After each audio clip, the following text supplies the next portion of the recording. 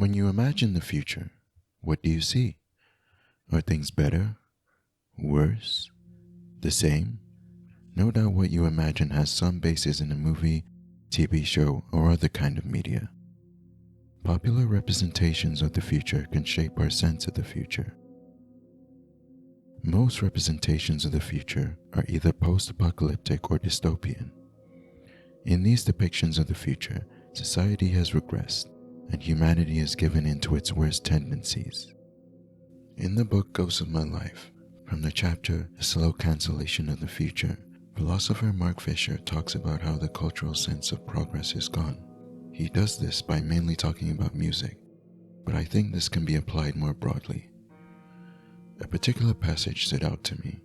Fisher writes, "Consider the fate of the concept of futuristic music. The futuristic in music has long since ceased to refer to any future that we expect to be different. It has become an established style, much like a particular typographical font. When we say something is futuristic, we think of progress being made. We think of things getting better.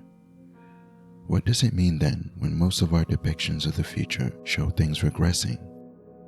If there's no sense of progress, then what sense do we have of the future? Where has the future gone?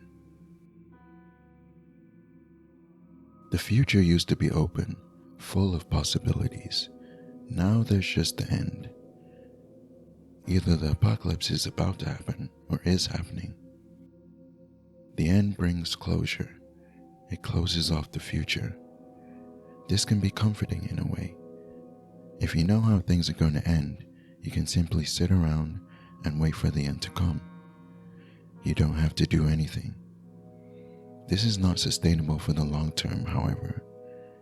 As philosopher Ernst Bloch said, hopelessness is itself, in a temporal and factual sense, the most insupportable thing, downright intolerable to human needs. When things are bad, we can't help but hope for things to get better, for the future to be found again.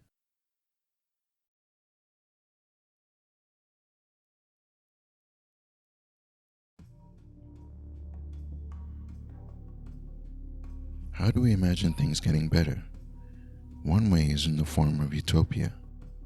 The word utopia was coined by Thomas More in his 16th century book of the same name. According to utopian scholar Lyman Tower Sargent, Thomas More used the word utopia as a combination of two meanings. In one instance, the word is a combination of the Greek word topos, meaning place or where, and the u from the prefix u, meaning no or not, so literally no place.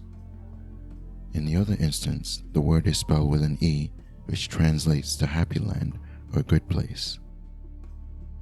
So together we could say that the word utopia means a non-existent good place. Let's look at a recent example of a utopia, the TV show Moonhaven. Moonhaven is a community on the moon that serves as a kind of testing ground for Earth's most pressing problems. Planet-saving technology is developed here by an AI called Io, so that it can be used on Earth. It's not just a technology that's developed on Moonhaven, but also a different culture. The hope is that one day the Mooners, as they are called, will return to Earth to show the people not only how to use the technology, but also how to live. The technology would be meaningless if humanity falls back into its worst habits. The main character of the show, Bella, is quite skeptical at first when she arrives on Moonhaven on a piloting mission from Earth. It's through her that we can examine a community that is so different. Bella at first embodies our attitudes towards anything that's proposed as better than what we have now. Like I said before, our sense of the future, of progress, is gone. So why would we entertain anything that's supposedly better? If we actually examine the Moonhaven plan, I'm sure we can poke some holes in it. My ultimate problem with the plan is that it creates another set of class divisions. The Mooners, even though they spend their whole lives studying Earth and its history, are far removed from Earth and live under better conditions. There's obviously going to be some resentment from the people on Earth when the Mooners arrive and try to show them how to live. If even half the Mooners are as condescending as this guy, we know them better than they know themselves. We fix every all for them. then the plan may fail before it really gets going. Speaking of class divisions, this whole thing looks a bit corporate, doesn't it? The Moonhaven plan is overseen by a corporation called Icon. Icon chooses someone to be an envoy of the AI that develops a technology to save Earth. The language is different, but Icon has a board of directors, and the envoy of IO, Aniara, is basically the CEO. I'm pointing this out because corporations having this much influence is a feature of many dystopias. Another possible dystopian element of Moonhaven is the fact that all Mooners are implanted with a device that allows IO to track everything they do. Responding to Bella's skepticism on this subject, Paul, one of the detectives she meets, lists some authors of dystopian fiction as if to say that he is aware of how it looks. You read Orwell and Keizo, Mwangi. IO doesn't watch us to control us. It watches us to learn from us. Paul also tells Bella that the Mooners can only track each other if there's been an injury or death. But given the current anxiety around AI, it will be hard for viewers to not be skeptical.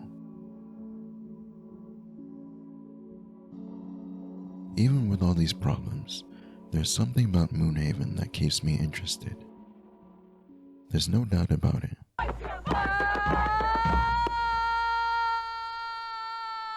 Mooners are weird, but they're weird in a way that makes us see how we might do things differently.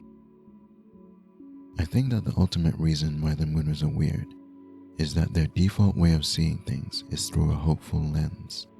By hopeful, I mean having a positive, future-oriented outlook, but also not ignoring or glossing over the negative aspects of the present. If utopias allow us to imagine how things might be better, then the society imagined has to be fundamentally different than the present one. If the imagined society is fundamentally different, then it will seem strange because its outlook will be at odds with how we view the world. In a hopeless present that has no sense of the future, hope is strange. As I mentioned before, the word utopia means non-existent good place. The word non-existent is key here. Hope, which is the main driving force behind utopia, doesn't have an apparent object. What is hoped for doesn't exist, yet. This is why utopias are dismissed as unrealistic. They are a rejection of reality, of the way things are. A rejection of reality is going to seem strange to people that are used to the way things are. In a way, utopia should never exist. I mean, utopia should never exist in the form of an exact blueprint that has to be followed with no deviations. Then it just becomes one group imposing their will on another in a dystopia. I don't think the Mooners intend to impose their exact way of life on the people of Earth. Many of the Mooners see themselves and the people of Earth as one and the same. They downplay their separateness from Earth and place emphasis on the purpose and process of saving the planet. Moonhaven isn't a people, it's a purpose. There still needs to be a plan, but one that is adaptable. Earth should be survivable, and the way society is organized needs to change. There are many ways that these principles can be realized. The Mooners that set foot on Earth will have to adapt to whatever conditions they find.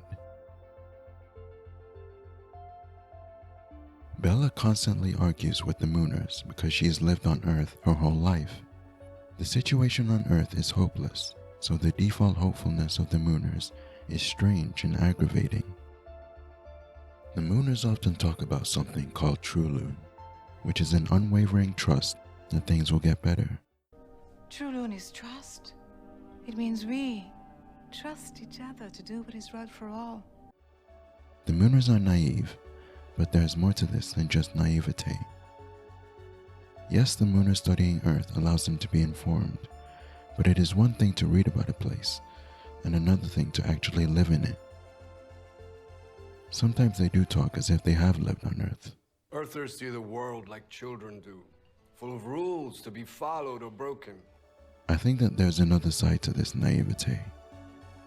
The Mooners are naive, which means that it is much easier for them to imagine a better situation on Earth. The default cynicism and hopelessness of Earth is just not the way they operate. It's not our job, it's our purpose, our promise. That's true, Loon. The default hopefulness of the Mooners brings a strange kind of mental clarity. They seem sure of themselves in a way that is alien to our anxious, fast-moving world. The Mooners don't maintain this mental clarity all the time. After all, the first and only season is about combating the doubt and fear that someone is spreading among them. They do, however, place top priority on mental clarity. Any emotions that muddle things, such as grief, anxiety, and fear, are dealt with right away, whether it's a special drug called Bright that takes the edge off bad memories, or a place in the forest called the Mirror Well that helps you face your fears head on, or simply pausing to take a breath. They need to do something to have a clear head for a purpose as clear as true Loon. Is hope really that strange though? Bella, who is at first at odds with the Mooners, starts to come around to their way of thinking, although not completely. Maybe the Mooners can help save Earth. Maybe they can't. Why not let them try? Bella goes from constantly talking about how corruptible humans are. Fear spreads like fire once it starts. You and I know. Darkness finds a way. To talking about how bad experiences make us yearn to achieve the impossible. We're having this conversation on the moon. What's that? Impossible things happen all the time now. We don't survive in spite of our wounds. We survive because of them. Hopes get dashed, we become disillusioned, and yet we start to hope again. Maybe it isn't that hope is strange, but that we've been estranged from hope.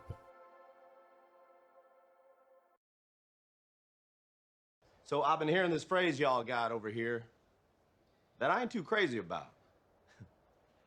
It's the hope that kills you. Why hope for anything when that hope probably won't be fulfilled? It's the hope that ills you. Expect nothing and you won't be disappointed. What's the alternative? To wallow around in hopelessness? To let that lack of meaning and purpose sap the life out of you? It's the hopelessness that kills you. Hope allows you to keep going. It's the hope that wills you. Hope is always pointing to the future. It's hope that allows us to have a future at all.